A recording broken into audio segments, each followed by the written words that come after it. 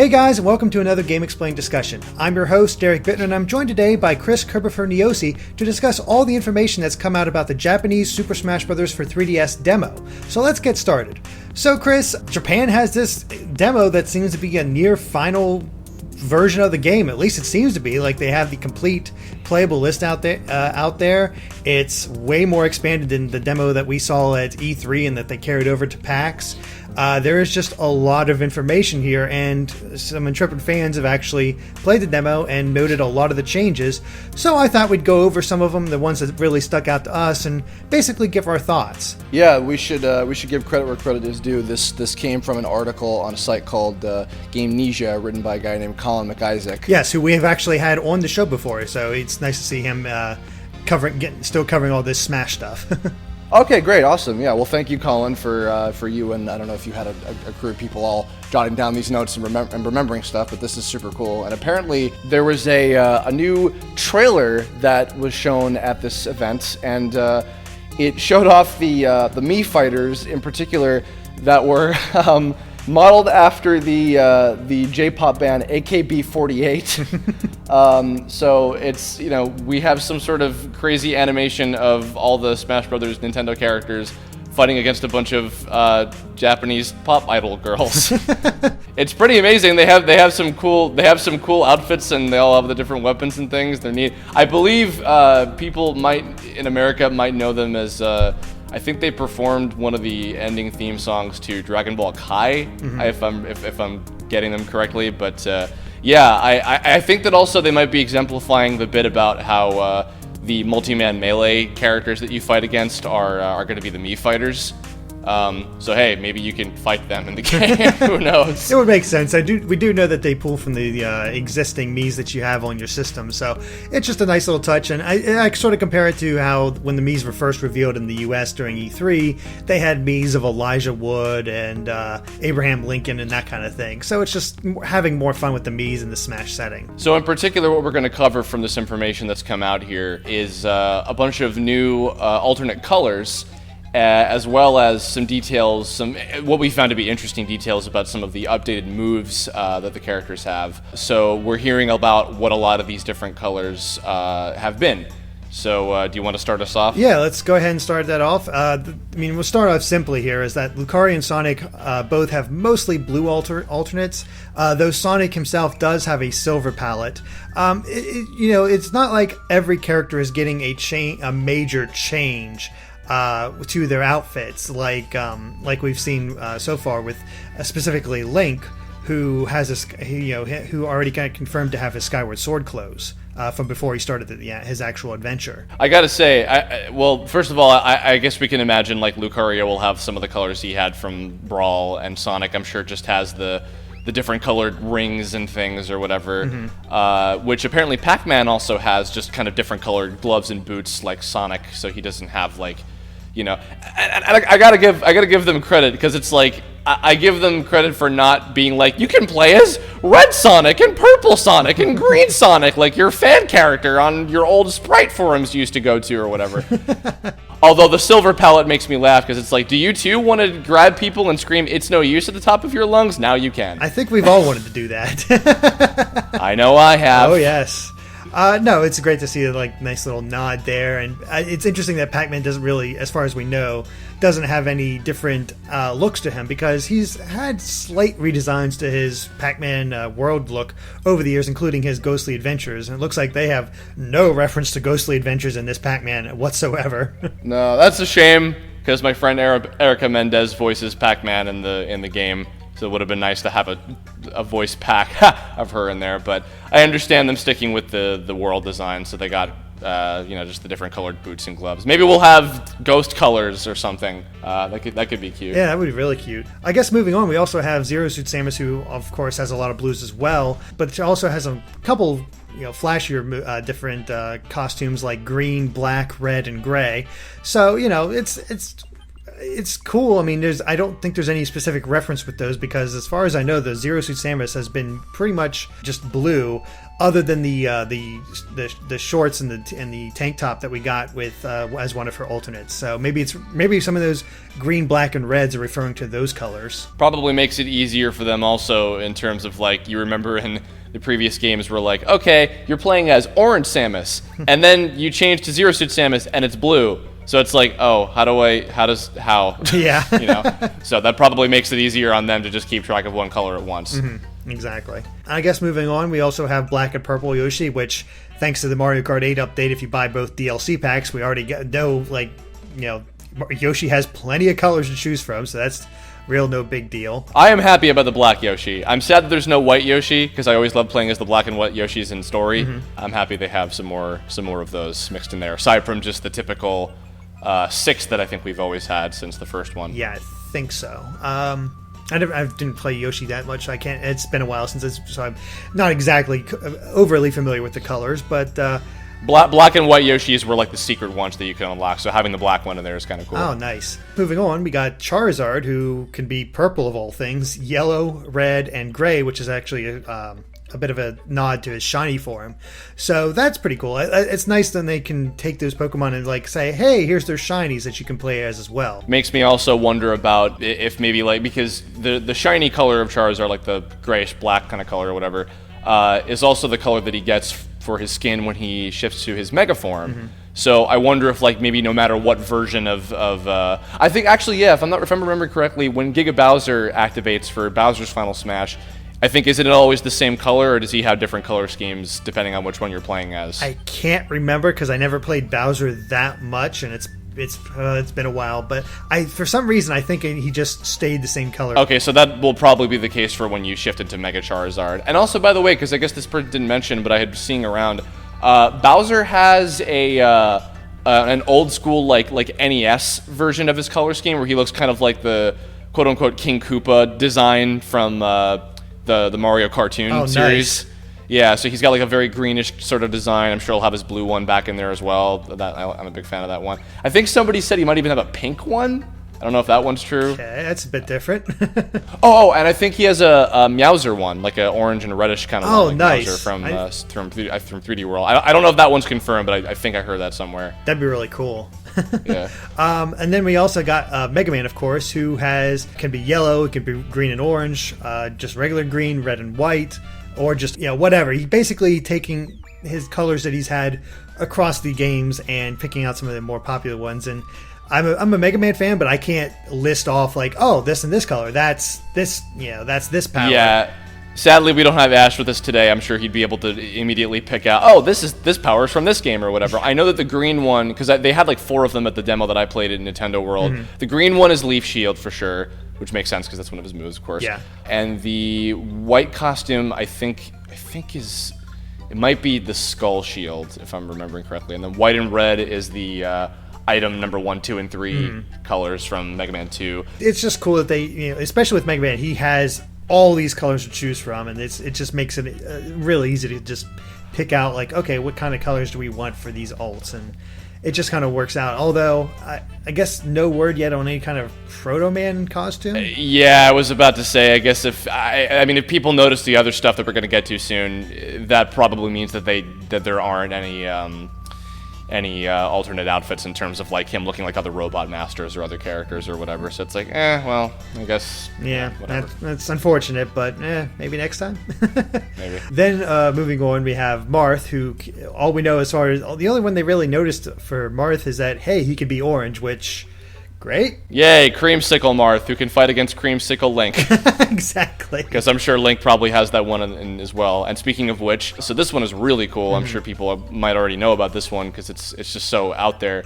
But in addition to having the Skyward Sword color scheme, we have a Fierce Deity Link, which, similar to the Dark Link one, where he has just the flat red texture on his eyes, he has the eyes and everything, and the little makeup and stuff, so they really made the texture for Fierce Deity Link look like the way he does in Majora's Mask, and that is pretty cool. No, that is awesome. I can definitely see a lot of people using that outfit because, everybody loves Fierce DD Link. They want him back in some way, shape, or form, and this is a perfect way to do that, and I can see that being extremely popular. I will say I'm very surprised that this has confirmed that there are no alternate outfits for Zelda, only different colors, which seems like a missed opportunity because Zelda has just as many different costumes and looks as Link. So at the very least, I would expect something similar to like her civilian clothes from Skyward Sword, or just her goddess outfit from Skyward Sword. Yeah, and it sounds like apparently Toon Link doesn't have any alt costumes either. There's no pajama Kid Link or Spirit Tracks or anything. Just he's got the same, the Four Swords colors, and then dark Toon Link, and then the classic like NES colors. My guess is they're like the last two will be like, I don't know, orange and white or something. Something like probably. that. Oh well, but I guess this one's actually caused a bit of a stir. This next one, which is Fox, who has a dark skin like in Brawl, but it's a lot more similar to Wolf. Like his skin color looks very close to Wolf, and I guess a lot of people are taking that as like Wolf is confirmed to be not in the game because he has the skin. And you and I don't buy that. No, because it's like you think about Mario, I'm sure still has his Wario colored costume in there as well. So it's like, okay, and I mean, if we're going off the fact that Wario is probably in the game, and I'm sure he probably also has his, his regular clothing in addition to the WarioWare stuff like before, that doesn't matter. So it's like just because Fox has, and yeah, apparently like it's not that different from the dark skin that he had in Brawl. I think like the Scouter is the same color as Wolf or whatever, so like it looks more like him or whatever. But that's still not enough to make me think like, oh, this is like he's deconfirmed completely. It's like I don't buy that. I still think that if the DLC leak is true, which it does have a possibility to be true. I don't think that this is like definitive proof that Wolf is like never going to be in the game. So whatever. Yeah, it's just sort of a skin, a fun skin to have. If Wolf is in the game, maybe he'll have a skin that makes him look like Fox. Yeah. Moving on, we have some ones for Pikachu, and these are pretty funny. So we have one with a hat and sunglasses, a red and black fighter headband, and I think I was seeing somewhere that he might even have a cap that looks like the Gold and Silver trainer. I don't know if that one is true for sure. Yeah, Pikachu tends to have his alternates typically have hats and stuff that the protagonists wear from the games. So the hat with sunglasses actually might be from the X and Y protagonist. Oh, okay, that would make sense. Yeah, I'm not sure about the red and black fighter headband. Maybe that's from Ruby and Sapphire. I'm not positive on that one. Oh, that's right. Yeah, that might be Brandon's little headband thing. Yeah, that's actually pretty possible. If he has a little white sock thing too, that'd be cool. Stuff his ears in there. Yeah. So, it's always cool to see what other kind of like protagonists you can reference with Pikachu. So that's pretty cool. And then finally, as far as colors and stuff that caught our interest, Olimar actually has an Alf ult from Pikmin 3. So if you guys were a big fan of Alf in the Pikmin 3, there you go. You can play as him. It's one of those cases worked out beautifully where they didn't have to completely change the model, and it's like, okay, this works. Yeah. I guess we can also throw in real quick. So there's been some rumors about other ones. We don't know if any of these are 100% confirmed just yet, but just to run down a few of them, we've heard that Peach has a Fire Peach costume, which is very possible, I think. Pit apparently does not have the Dark Pit color scheme. He has a black one in general with I think a purple kind of scarf, which would fall in line with the fact that Dark Pit might be a playable character. Palutena has a Viridi color, which is pretty cool for fans of that game. Supposedly Meta Knight has ones that are inspired by Dark Meta Knight and Galactica Knight. Those I'm a little skeptical on, but those are very possible. And Robin, his hair color changes, but not the actual character design, which I guess would make sense because they seem to be sticking with a particular version of Robin because there's multiple different like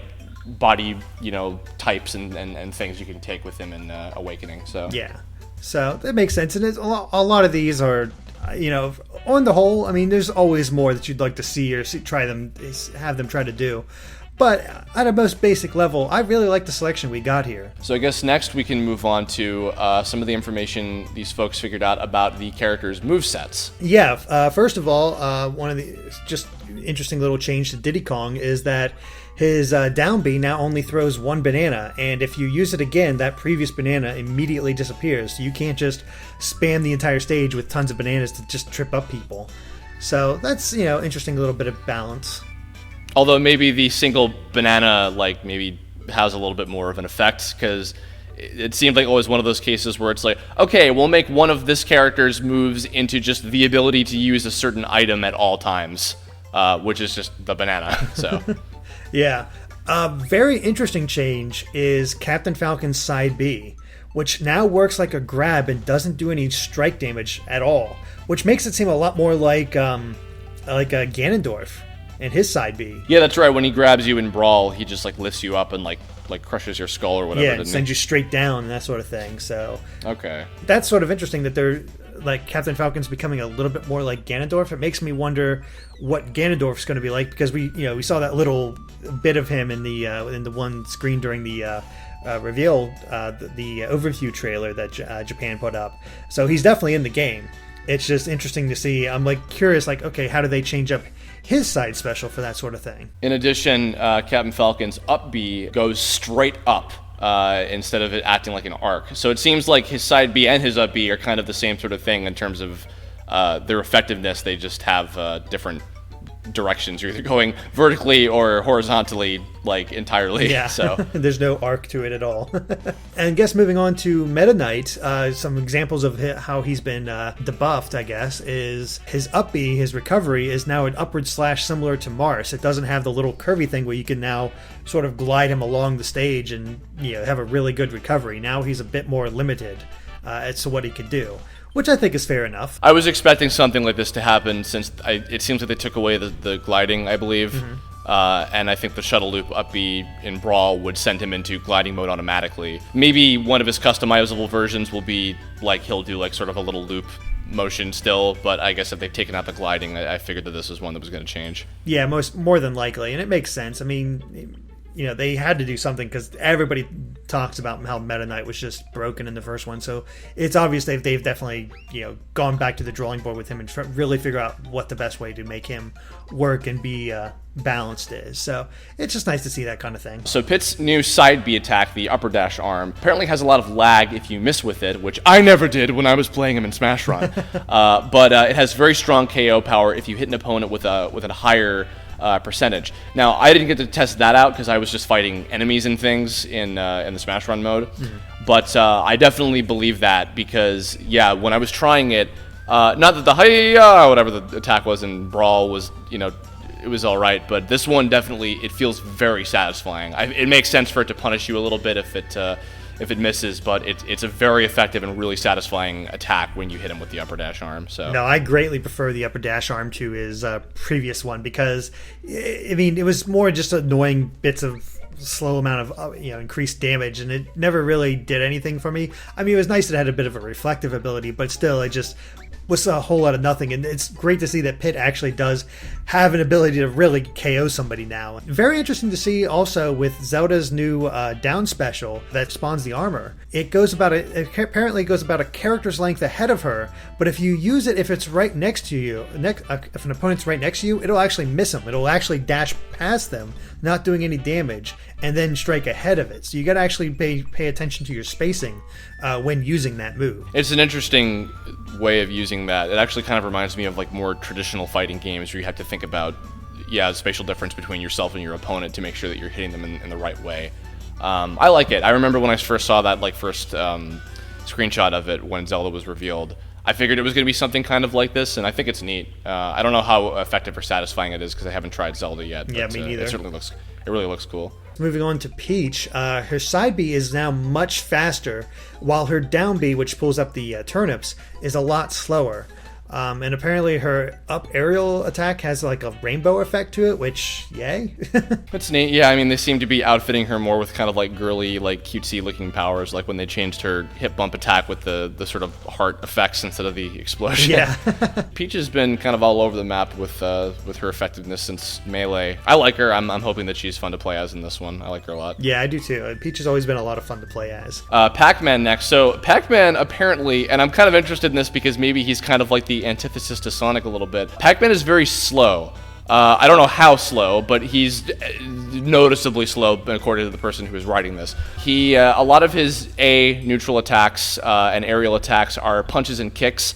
All of his aerial attacks are kicks, apparently, and his regular neutral A combo is like just a series of punches, kind of like Marth's like series of sword slashes. I guess that makes sense. I mean, there's not so many inventive things you can do with him.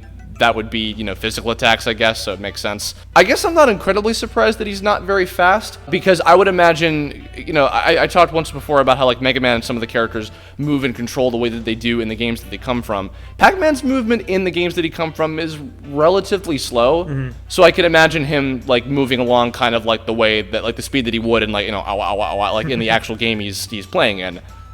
So I guess that kind of makes sense, but maybe he hits pretty hard, so I guess we'll see. Yeah, that'd be my guess. I guess you have to really rely on his specials in order to give him some real mobility, like his little send out the pack dots and then chase after him. I guess that would give him a little bit more speed. It's interesting how they really kept him very slow. So it makes me a little nervous about actually wanting to play him, because I prefer faster characters. But I'll still try him out, of course, because it's Pac-Man. I want to play him, and it looks interesting. But yeah, it does put into question. Okay, if he's really slow, what's his power going to be like? I don't know. But moving on to Shulk, it's actually been confirmed that his second jump is a somersault, which is cool, I guess. But what's really interesting about him is that, and this is something I kind of predicted from doing the analysis on him, is that his smashes actually has some lag. But he has amazingly far reach with the Monado sword, so you really have to pay attention to how close you are to him whenever he does one of those attacks, because it will just reach out for you. We don't have 100% confirmation yet still on how the Monado arts switch between the different modes and everything, but apparently it's activated by a special move. I still am imagining it's probably the neutral B. Yeah, it's probably neutral B. And then a black kanji, depending on what the different move is, will appear behind you, and then you have to press B until you have the one that you want. And apparently you can act normally while doing it, so maybe you can hit B, the thing will start rouletting behind you, and you can still kind of move around and navigate while it's going, and then you press B again to switch to that one that you want to use. Maybe. Another option is just hit B and it switches to the next one. I mean, and that way you can just move and it doesn't actually provide any lag, it just automatically switches, and I guess that one takes into effect. That is the hard one to determine, is exactly how it's going to work, and because it is very interesting though that you're not stopped at all when using it. You can switch on the fly, as far as we know. I'm also really, I guess, kind of concerned even about, are they going to translate the kanji to something that will be more readable to an American audience, or like, are they going to color code them in a way that will make sense? I don't know. Like, you'd kind of like need to have some supplemental information to get exactly how they work, or else it's going to be like, okay, this is, or at least maybe more likely than that, now that I'm thinking about it, he'll probably just shout what the one will be. Yeah, that's probably the easiest solution. I think if I remember correctly from his trailer, they did have colors behind him noting which one it is. Like, each one did have a color to it. So it strikes me as odd that they described it as black behind him, because I can't remember the appearance behind him, but I still remember some sort of color to it. Little side note too, not a whole lot of information about this one, but apparently Charizard has been buffed up to be much stronger, and one of his grabs is the Seismic Toss, which is awesome. That's a nice little reference to the anime series, and it's similar to one of Kirby's grabs, I'm assuming probably the and then bring down. Oh, kind of nice. smash. That'd be satisfying as hell. If only they could just have him circle the moon about 5 times and then throw you into a volcano, then that'd be very satisfying. If you get it, you get it. Anyway. No, I got it. I guess moving on to Palutena, she has a massive amount of smash reach, and her forward smashes makes her slap her wings in front of her. So apparently her smashes just have incredible reach, kind of like Shulk. So yeah, I love how they're changing up how the smashes really work. Like, some are actually very close, others are pretty far away, and even moving on to Robin, he can do smash attacks in the air with his tomes. Yeah, and also regarding Palutena's smashes too, and her different attacks, I would definitely go back and watch Derek's analysis video about Palutena's moveset in general from her trailer, because that provides a lot of hints about stuff as well. Yeah, Robin apparently he plays really well. Very quick attack speed. Yeah, he's capable of doing smash attacks in the air when he has the tomes equipped, and when he doesn't, he just uses the spiky sword. I can't remember the name of it. So yeah, no, he's sounding pretty fun. But I guess lastly, we have the Villager, whose recovery. I played a bit with the Villager, and I didn't notice it on hand just because I was trying to get as much as I could at D3. It's very fascinating how these guys were able to hone in on this. But apparently, his up B is one of the best recovery moves in the game. And I think we've seen bits of that with just watching, the Villager fly all around with his little balloons, and the only way to knock him down is to take out his balloons. So it makes sense, but I do see a definite weakness there, and I think just need some time with the game in order to properly counter it. Yeah, for sure. It seems like it's kind of just a more defined version of what Pit's up B used to be, where he flies around. It just seems a little bit more like it's more easily navigatable and usable because you can it just controls like the balloon fight kind of thing. So yeah, it seems like it works pretty well. I haven't tried Villager yet either, so I'm not sure how he plays, but he still looks fun as well. Oh yeah. I guess the final note, the note about these notes that we pulled from, is that Lucina is not playable in the demo, which means she'll be unlockable. That's the only one that of the characters we've seen announced so far, she's the only one that doesn't show up. So I guess these possible leak characters are all going to be unlockable as well, which makes sense. Really, this stuff all kind of confirms it at this point, especially there's the screenshot we found of what the select screen looks like, and it pretty much looks the way that it did in the leaked pictures. So it would seem that when you unlock the other characters, they slip in on the select screen next to their appropriate series and everything. Although, so here's something kind of interesting. So Toon Link and Luigi, who are not necessarily clones, quote unquote, but they have a lot of similar moves to some of their counterparts, are available straight from the get-go. Falco is next to Fox, and Ganondorf is next to the Zelda characters and not anywhere near Captain Falcon. And meanwhile, Lucina, Dr. Mario, and Dark Pit are all next to each other down on the bottom. Now, since Lucina was very distinctly defined by Sakurai in her reveal about how she moves the same way as Marth but only has slightly different properties and her model is slightly different, that makes me think that Dr. Mario, Dark Pit, and Lucina are all very, very similar to each other in that same kind of way. So maybe that's the reason why they're being kind of allotted to that corner as opposed to being put on their respective, sections of characters that they are part of and everything. I think that makes a lot of sense as to how that would work. I'd still prefer to have them near the respective franchises. I just think it looks better to have all the characters clumped together like that. But, it's just nitpicks here and there. Honestly, I'm just looking forward to getting the game in my hands and seeing all this stuff for myself and playing around with it. And unfortunately for the two of us, that's still a good couple weeks away. Yeah, but we do have 1 week before it comes out in Japan, and then all the other secrets of the 3DS version will pretty much be blown out of the water, because I'm sure somebody will hack into it and dump all the data and find out everything and make all these discussion videos much less fun. Yeah, true enough. But fortunately, even despite that, we still have to look forward to the Wii U version, so there's all kinds of stuff we just don't know about that. So there is still plenty of excitement to be had, a discussion to be had, and just I personally hope they keep a much tighter lid on all the secrets of the Wii U version, and hopefully those don't get leaked. That way we have a bit more fun. We can pretty much determine that all the characters that we're seeing on the full roster in the leak are confirmed with, the Duck Hunt Dog and Rob and Game & Watch and all of them. But the stuff about the DLC in particular has not been confirmed yet, because there's been a lot of discrepancy about that. My theory, personally, is that I think that they will have some DLC, especially because of the whole bit with All-Star Mode, where it's going to be updated bit depending on when you get the different characters and things unlocked. So my theory is that over the course of time, with the 3DS version out, and then when the Wii U version eventually comes out over the holiday, I think that we'll have some DLC characters. As for which ones we'll get, I don't know, because, again, there's been a lot of conflicting information and we don't know what is what.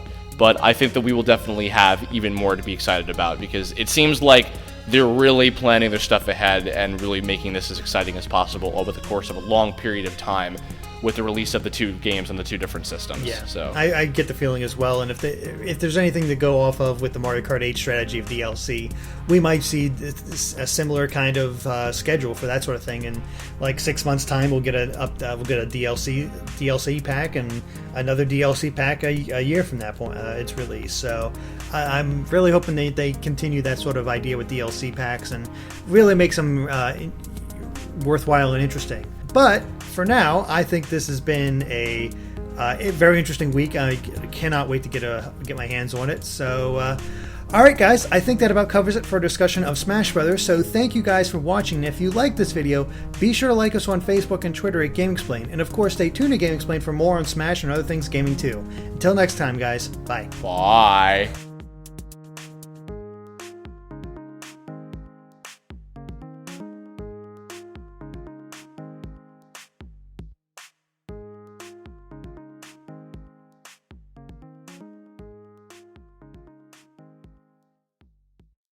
She's the one, Sailor Moon. Bro.